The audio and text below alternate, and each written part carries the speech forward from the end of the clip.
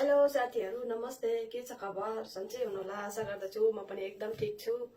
अनि साथीहरु म तपाईहरुलाई आज के देखाउन गइरहेको छु भनेपछि साथीहरु यो हो हेर्नुस् कस्टर्ड। यो कस्टर्ड बनाउनु कोलाई आउँछ जसलाई आउँदैन उनीहरुको लागि यो भिडियो। अनि कसरी बनाउने कस्टर्ड हेर्नु होला ल।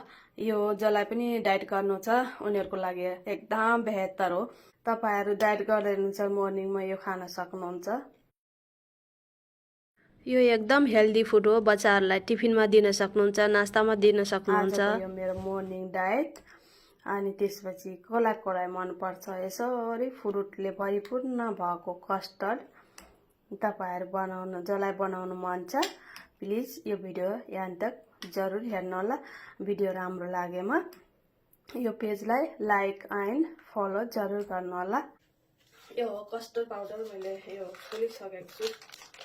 कस्टर्ड पाउडर कस्टर्ड बनाउन कोलाई आउँदैन उनीहरुको लागि यो भिडियो हैन।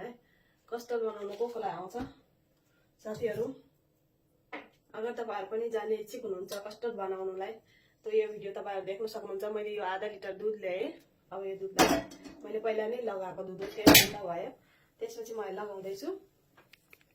अनि जसलाई कस्टर्ड बनाउन आउँदैन उनीहरुको लागि यो भिडियो ल।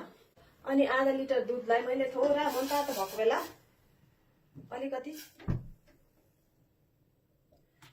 निकाले ल। यति निकाले मैले है अलिकति निकाले है। यो दुध उम्लिरहेको छ। अब त्यसमा मैले हाले थोरै हेर्नु सक्नुहुन्छ दुध उम्ल्यो। अब उम्लेको दुधमा मैले थोरै केसर हाले कलर लाउनुलाई।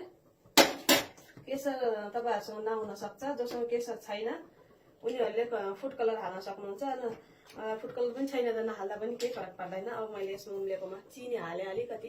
तपाई जति मिठो खानुहुन्छ त्यति नै चिनी कम गर्नु या ज्यादा गर्नु। चिनी पनि मैले हाले यसमा। अब यता उम्लिदै राख्छ दुध। अनि त्यसपछि मैले कस्टर्ड हाले यो कति हाल्छु तपाईलाई देखाउँछु ल।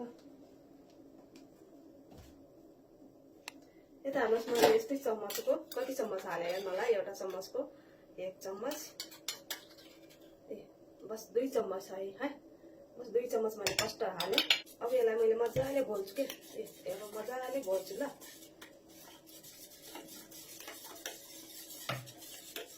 देख्नु भयो नि हालेको तर यहाँ भिडियो तल भयो देखिन्छ।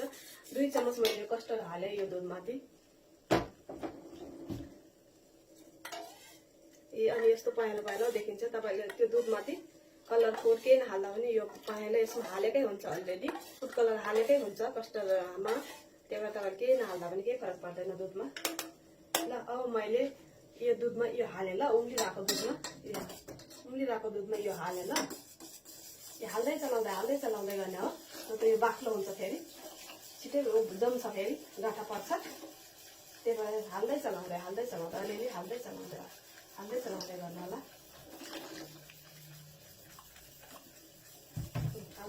हाल्दै चलाउँदै गर्नु होला। अनि यो चलाइराख्नुपर्छ नि लम्स पर्छ घाँटा पर्न सक्छ। चलाइराख्नु होला। चलाउँदै सानो आगोमा पकाउँदै गर्नु होला। यसलाई यसरी नै सानो आगोमा पाक्न दिनुस्। अनि बिचमा चलाउँदै राख्नु होला। यो लम्स पर्छ लम्स नपरोस् भन्नु लागि चलाउँदै राख्नु होला। आफ्नो लाग्छ जल्छ कि फेरि जल्ने भाँडामा नबनाउनु ल। अलि बाक्लो भाँडामा बनाउनु। जल्यो भने फेरि जलेको भन्नु आउँछ। त्यही भएर यसलाई यसरी पाक्न दिनुस्।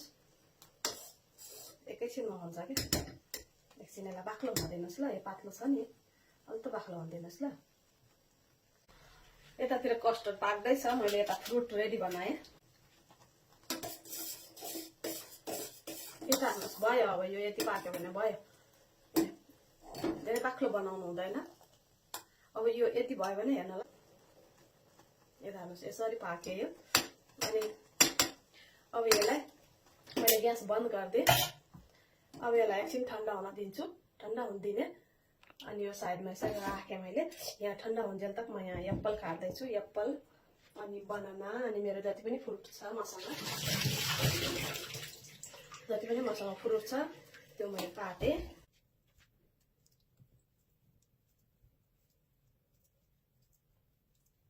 यसरी पातलो पातलो तरिकाले मैले यो बनाना काटेँ। यहाँ स्याउ पनि मैले यसरी सानो सानो टुक्रा गरी काटेँ। यो बनाना पनि म 2 पिस नै काटिदिन्छु।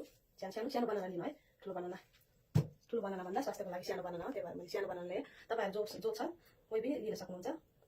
यसरी पातलो पातलो काटेँ मैले बनाना। यहाँ सानो मैले एप्पल सानो पिस काटेँ, बनाना यसरी काटेँ। अनि त्यसपछि यो मेरो पहिल्यै छिलेको अनार हो, पोमेग्रानेट। यति मैले पोमेग्रानेट हालेँ, यो हालेँ। है साथीहरू, यो मेरो कस्टर्ड ठन्डा भएपछि अलिकति बाक्लो भयो। अब मैले दोस्रो भाँडामा खन्याएँ ल, हेर्नुहोस् है। यसरी मैले दोस्रो भाँडामा खन्याएँ। अब यो कस्टर्डमा म के हाल्दैछु हेर्नु है राम्रोसँग। यहाँनिर हेर्नुहोस्, यसो मैले हालेँ काजु बदाम किसमिस, 2-4वटा काजु, 2-4वटा किसमिस, 2-4वटा बदाम ल यसमा हालेँ मैले। यो हेर्नुहोस् है, मैले साबुदाना लिएँ। राम्रोसँग हेर्नुहोस्, यो साबुदानालाई मैले के गरेको भन्दा पहिला यसलाई 2-4 घन्टा भिजाएँ। यो भिज्छ, छिट्टै भिज्छ, लगभग 1 घन्टामै भिज्छ। 1 घन्टा जति भिजाउने, त्यसपछि पानीमा उमाल्ने, एकैछिन उमाल्ने, 1 मिनट जति नै उमाल्ने। यसलाई उम्ल्यो भने पानीले सरक्क सफा पानीले पखालेको जस्तो हुन्छ। किनकि मैले यो प्रोसेस देखाइनँ, तपाईँलाई भिडियो लामो हुन्छ भनेर। यो साबुदाना हो ल, मैले साबुदाना पनि यसमा यसरी हालेँ। अनि त्यसपछि यो पोमेग्रानेट अनारलाई पनि मैले यसरी हालेँ। अनि त्यसपछि एप्पल अनि बनाना, यो दुईटालाई पनि मैले यसरी हालेँ। अब सबैलाई मैले यो मिक्स गर्छु। यता हेर्नुहोस्, यसरी मिक्स गर्ने। सबै फ्रुट तपाईँहरूले जति पनि फ्रुट छ नि त्यो लिन सक्नुहुन्छ, तपाईँलाई जो मनपर्छ त्यो फ्रुट लिन सक्नुहुन्छ। तर पानीवाला नहाल्नुलाई जस्तै मौसमी, सुन्तला, यसा चिज पानीवाला चिज नहाल्नु होला। हेर्नुहोस् कति राम्रो भयो। अब यसमा केही पनि नहाल्ने हो। अब यसलाई के गर्ने, एकछिनसम्म फ्रिजमा राखिदिने। फ्रिजमा राखेपछि यो अलिकति बाक्लो हुन्छ।